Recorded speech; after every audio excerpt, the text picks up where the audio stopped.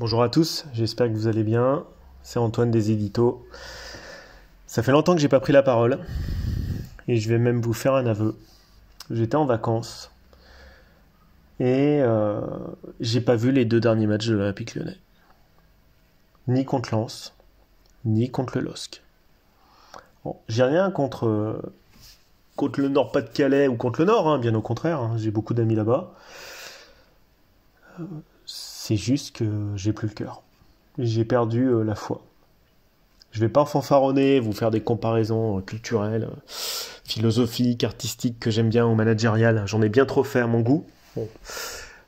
Sachez que mes éditos n'engagent que moi, qui sont là de manière décalée. Je suis pas là pour faire la tactico-tactique, la partie technique. C'est une partie qui est très bien occupée sur la chaîne par Thomas, Giuliano,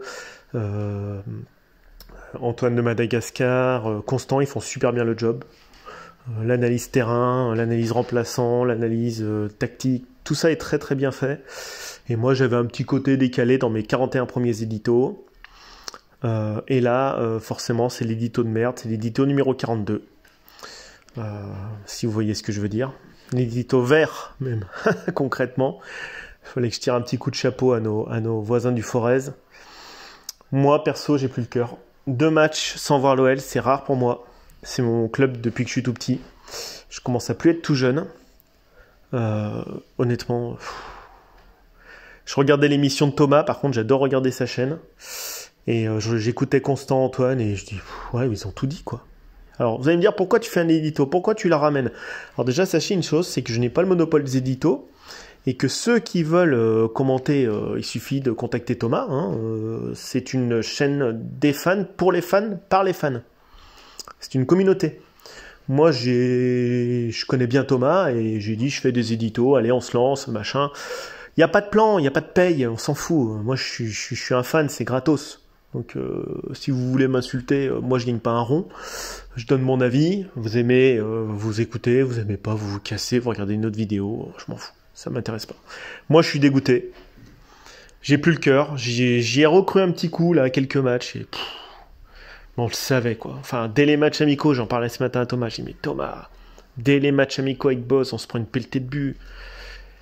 Tout part à volo, mais je sais pas par quel bout commencer. Franchement, aujourd'hui, vous êtes dans le cœur olympique lyonnais, c'est comme Tchernobyl en 86 après l'explosion, quoi, du réacteur. Vous savez pas par où commencer, quoi. L'incendie, il est partout. Vous prenez une dose d'uranium concentrée dans votre tête, terrible, terrible. J'écoutais beaucoup Antoine et Constant hier, en plus de Thomas, et je me disais, bah, mais qu'est-ce qu'ils ont raison. Ça fait 15 ans, même les dernières années, 2007-2008, c'était déjà le déclin sportif. On avait des joueurs déjà moins brillants. Mais faut qu'on arrête de se mentir. En fait, nous, on tient parce qu'on aime voir des matchs de foot. On aime le club de notre ville ou de notre région. On y croit. On a ce côté un peu irrationnel du supporter. C'est notre maillot. Voilà, moi, j'aime l'équipe de France. J'adore l'OL. J'y peux rien. C'est comme ça, c'est viscéral, c'est aux tripes. Mais là, j'y arrive plus. Je peux plus voir des mecs qui se baladent avec ce maillot sur le terrain, qui savent plus où ils vont. J'ai pas beaucoup critiqué les joueurs pendant mes éditos. Très très peu. J'ai beaucoup critiqué Peter Bosz. J'ai beaucoup critiqué Juninho. J'ai beaucoup critiqué Aulas. Et je l'ai défendu. Alors on me dit, oui, tu es contradictoire. Mais Aulas, il est bipolaire comme gars. Enfin, dans le sens un peu compliqué. Il peut très bien laisser le navire s'échouer contre un iceberg et après colmater le navire. Il a toujours fait ça depuis 10 ans. Ce côté va-t-en-guerre contre Turpin, ce côté va-t-en-guerre contre la LFP, aller secouer un coup les joueurs ou l'entraîneur quand il faut. Mais d'un autre côté, pendant des mois, il peut être silencieux et faire des passes droits à certains entraîneurs ou certains joueurs de manière incompréhensible. Donc je le défends pas en intégralité. J'admire sa présidence, mais je le défends pas en intégralité. Après, j'ai beaucoup critiqué Juninho et Bosz, à juste titre, je pense. Un en tant que manager, l'autre en tant que mauvais entraîneur. Je pense qu'il était peut-être un bon entraîneur à l'Ajax, mais on n'est pas en Eurodivisie, on n'est pas en Bundesliga, on n'est pas dans le championnat israélien. Quand il entraînait ces équipes-là, ça se passait différemment. Dans ces championnats-là, il est arrivé en Ligue 1 avec une totale méconnaissance à la fois du championnat, du fonctionnement des joueurs, de l'individualisme de beaucoup de joueurs de Ligue 1, parce que Pablo Longoria avait raison, dire que ce sont des joueurs qui ont un caractère très individualiste, ça avait provoqué un tollé, mais c'est vrai. Ce sont des joueurs techniquement doués, physiquement forts, au-dessus, qui courent souvent très vite, mais qui ont une vision du coéquipier. Comme dirait Guardiola, le but, c'est pas d'avoir le ballon, c'est de savoir à qui on va le donner, sans le perdre. C'est ce qu'a dit Guardiola l'autre jour, ce qui est vrai. Donc, à un moment donné, Peter Bosz, il a peut-être une très belle philosophie, comme dit Antoine de Madagascar, un très bon prof de football. Preuve en est qu'en tant qu'entraîneur de Ligue 1, à tout du moins, c'est une catastrophe. Maintenant, Olas, qu'est-ce qu'il peut faire? Ben, rien. Il reste 12 journées. Nous, on est bientôt en mars. Bon, mars, avril, mai, il reste 3 mois de compète. Quelle année de merde! Mais on s'est fait CHIER dans les grandes largeurs. On a vibré sur quelques exploits de Lucas Paqueta. Merci Paqueta d'avoir été là au passage, parce que franchement, à part ton petit pont contre Nice et quelques enflammades, machin, on s'est bien fait CHIER. Merci Toko pour les buts qu'il a mis. Merci Anto Lopez pour les super parades, parce qu'il en a fait quand même une pelletée d'enfer. Merci le petit Loukeba, parce que il se dégonfle pas, malgré son jeune âge. Merci Gusto d'avoir montré le bout de ton nez, alors que t'es sur le banc, parce qu'il y en a un qui joue, on sait pas pourquoi. Bon, je vais même plus dire son nom. Moi, je dis plus son nom. Genre, moi, passe tout droit. Que dire? Merci quand même Guimarães, c'était quand même correct, même si je l'ai taillé. Merci Cacrès, ça reste correct. Voilà, bon, j'en ai certainement oublié quelques-uns, mais le reste, pitié, quoi. Pitié. Enfin, catastrophique, quoi. Enfin, le staff technique, il n'a pas d'emprise sur les joueurs ils savent pas ce qu'ils font sur un terrain. Vous savez, un terrain, c'est grand, un terrain de foot. On y a tous joué. Bon, j'ai joué à un petit niveau. Quand on n'a pas les bonnes consignes et les bons plans de jeu, ni la bonne motivation, ça devient vite compliqué un match. Et long. Donc, quand vous n'avez pas de meneur d'homme à la tête et que Peter Bosz, en fait, les joueurs, ils savent pas ce qu'ils font là, ils savent pas ce qu'ils doivent faire. L'entraîneur, il sait pas s'il bosse avec Juni, si Juni bosse avec le président. Ponceau, il sait pas ce qu'il fait réellement, s'il est au contractuel. Chirou, il est parti vers les féminines, il revient vers les masculines. Enfin, c'est compliqué, hein. Là, vous avez l'impression qu'il y a un capitaine qui prend le gouvernail, et puis de temps en temps, ça part dans le rocher, là-bas dedans, dans l'iceberg, au fond. Voilà, moi, c'est juste un ressenti, c'est peut-être pas très construit. Alors, vous allez me dire, c'est le bistrot. Non, mais vous dites ce que vous voulez, je m'en fous. Je suis dégoûté. J'ai plus envie de voir l'OL. Ça me donne... Vraiment, la nausée remonte dans ma gorge. C'est la première fois en 15 ans que ça m'arrive comme ça. Alors, on a eu des périodes avec les Lillois, type Macoun, Bonne-Mère et tout. On avait les boules, hein. On les avait, les boules, avec ces joueurs, franchement, des joueurs de MERDE, quand un foutent pas une sur le terrain, qui alignent pas un pied devant l'autre et qui dorment sur le banc, on se les est mangés, surtout avec Claude Puel. Mais là, moi, il y a un truc qui me va pas. C'est que je pense que Bosz est quand même plus talentueux que Puel, mais en fait, il n'y a pas de boussole. Il y a nulle part de boussole ni de gouvernail là-dedans. Comme disait hier Constant, mais tu gardes 3 joueurs, tu refais tout. Enfin, je sais même plus. Même nous, on sait plus. Voilà. Moi, c'est un petit édito, 42. Bon, je me suis pas forcé, vous allez me dire, bon, hier, Turpin... Alors, Turpin, il paraît qu'il était pro-OL. Alors moi, ça fait 10 ans que je le vois, 10 ans qu'on se fait arnaquer avec ce mec. Arnaquer. Vous oubliez quand même en 2013, je crois, le péno retiré par Ibra, je sais pas combien de fois, là, parce qu'il y a un Lyonnais qui avait mis un pied dans la surface. Alors, lui et Frappard, c'est simple, autant prendre 3-0, tapis vert à chaque fois, c'est même plus la peine. Voilà, contre hier, sur Paqueta, n'importe quoi, le gardien il dévisse, alors c'est vrai que Paqueta arrive à 200 à l'heure, le gardien dévisse, bon, il dévisse le gardien, il rate ça, après il y a but, après il y a but, bon, mais alors celui de Neymar, où il arrache le maillot de Gusto, il y a péno derrière, non, c'est toujours Turpin, enfin ça rate jamais. Les mecs qui disent Turpin était pro-lyonnais, eh ben retrouvez-moi les matchs en commentaire et dites-le moi quand il a défendu l'Olympique Lyonnais, il est né à Oulin. De toute façon, il a la haine de Lyon, ce mec. Tout le monde sait qu'il a le seum, il a la haine de Lyon, ce gars. On le sait tous. C'est se mentir. Faut dire des vérités, Mais comme quand tu dis Poutine est un dictateur, ouais, c'est un dictateur, voilà. Bon, Turpin, il est né à Oulin, il a le seum, il a la haine de Lyon. Bon, on le sait. Il nous a toujours plombé. Comme Frappard, il nous a toujours défoncé. Des cartons rouges, des pénaux en bois. On s'est toujours pris la misère. Donc, il y a des arbitres qui sont dans le collimateur. Enfin, de l'OL et inversement. Et Aulas a raison. Maintenant, le problème de Jean-Michel Aulas, c'est qu'il a fait une belle boutique. Mais moi, j'ai plus envie de rentrer dans la boutique manger des glaces. Et encore moins les glaces de Dubois. Ça ne m'intéresse plus. Je veux voir de la magie sur un terrain. Alors peut-être que ça vous fait pas vibrer, mais moi, Paqueta, il me fait vibrer. Moi, ça me fait vibrer, des mecs comme Paqueta. Mais il vibre en courant alternatif. Il peut pas exprimer son plein potentiel. Il doit être complètement libéré dans sa tête. Quand il voit Guimarães partir, alors après, moi, j'étais pas fan de Guimarães, mais bon, c'est autre chose. Quand il voit Juninho partir, quand Juninho, il essaye de mettre des trucs en place, même s'il y a des erreurs, il n'y a pas vraiment toutes les pièces du puzzle à chaque fois au bon endroit. On s'en donne pas les moyens. Donc moi, j'ai qu'une solution.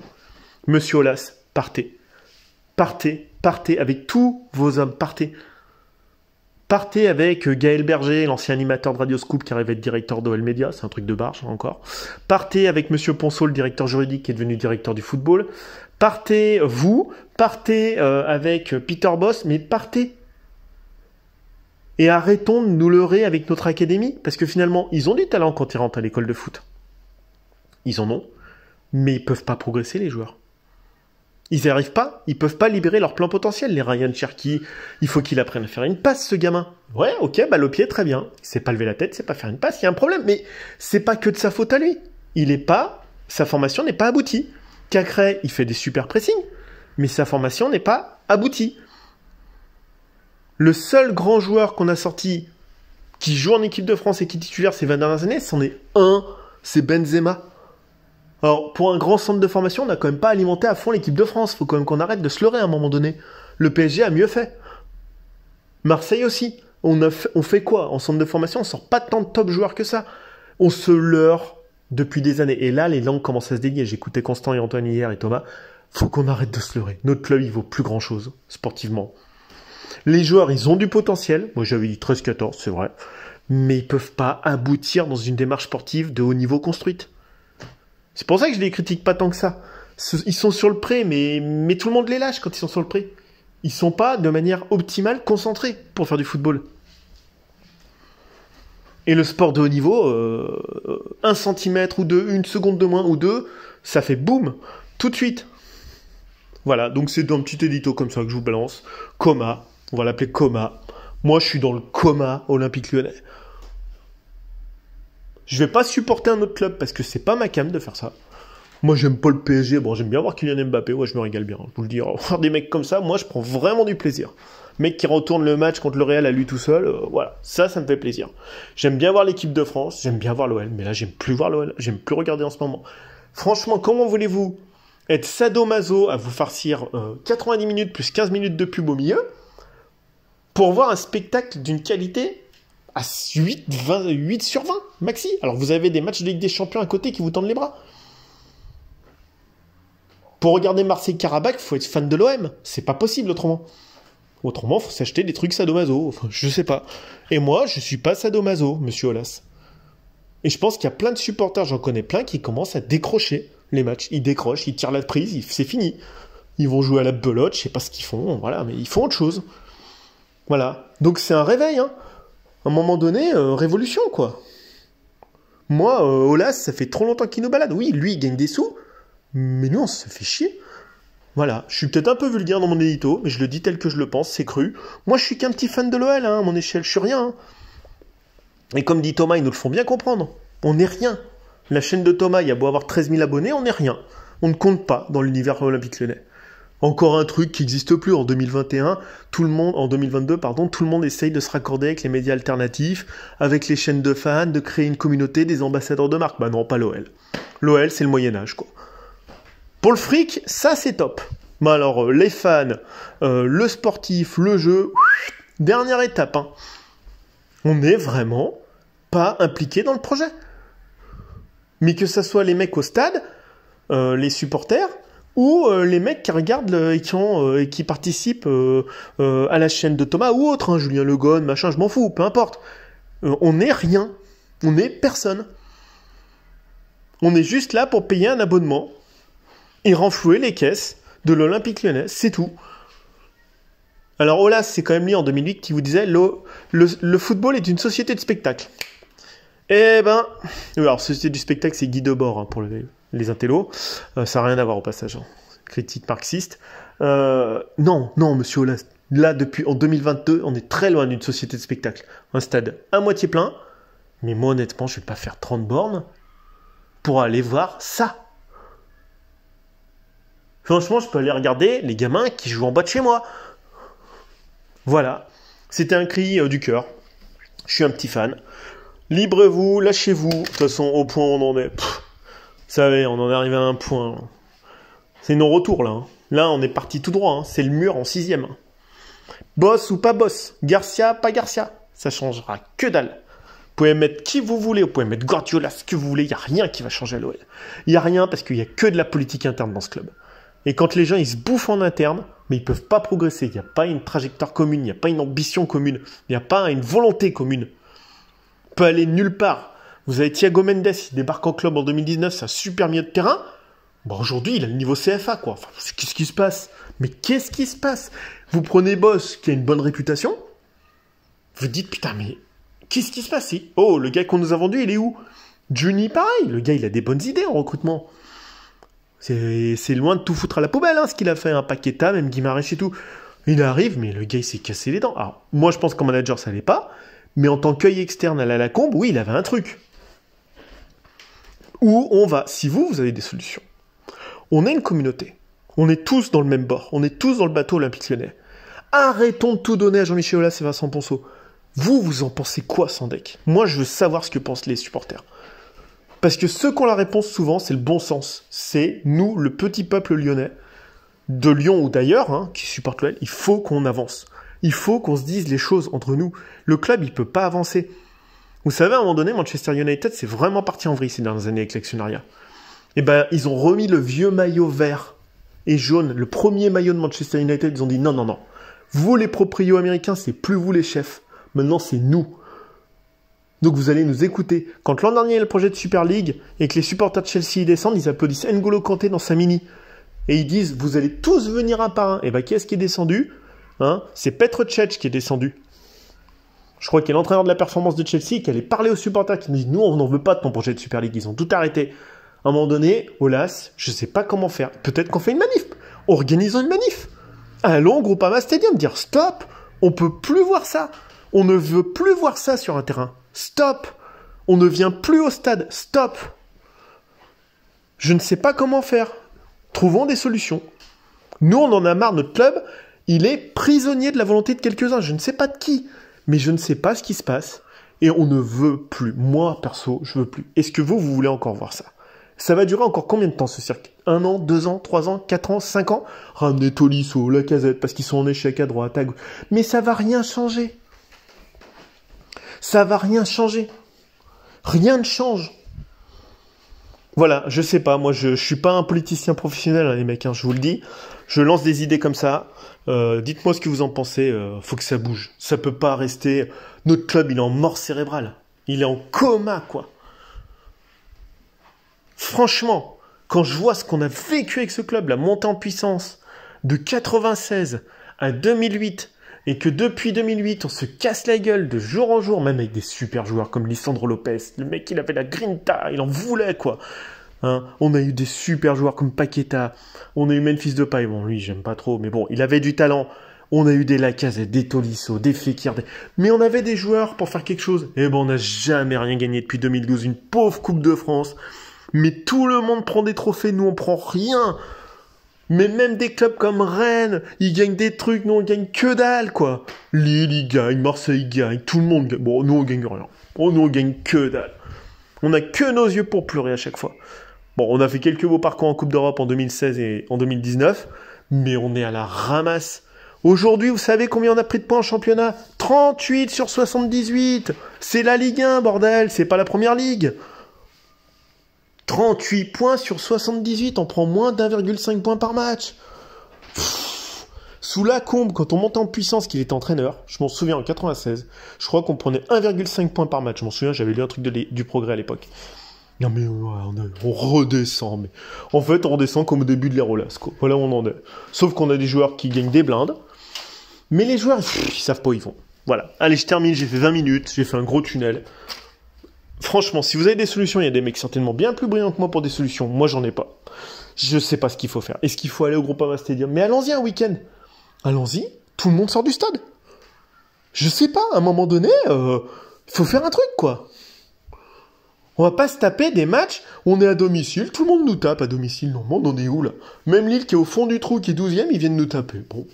Alors après, on peut gueuler contre Turpin, contre Frappard, contre machin, truc... Qui vous voulez, je m'en fous, c'est pas le problème. Le problème, c'est l'Olympique Lyonnais. C'est personne d'autre aujourd'hui, le problème. Oh là, s'il peut gueuler contre Turpin, mais on le sait, Turpin, de toute façon, c'est l'embrouille à chaque match. De toute façon, c'est sa vie, c'est l'embrouille, Turpin. Qu'est-ce qu'on peut faire, putain? Franchement, donnez-moi vos solutions. Je vous embrasse tous, mais franchement, quand on est compagnon de galère, faut qu'on se serre les coudes. C'est pas la peine de critiquer mon édito. T'aimes pas, t'aimes pas. Moi, je suis là pour trouver des solutions pour mon club à un moment donné. S'il y a des gars pas capables de comprendre ça, bah c'est qu'ils arrêtent de supporter l'OL eux aussi. Moi, je veux trouver des solutions pour mon club. Voilà, c'est mon club de cœur. Je l'ai au fond du cœur. Peut-être...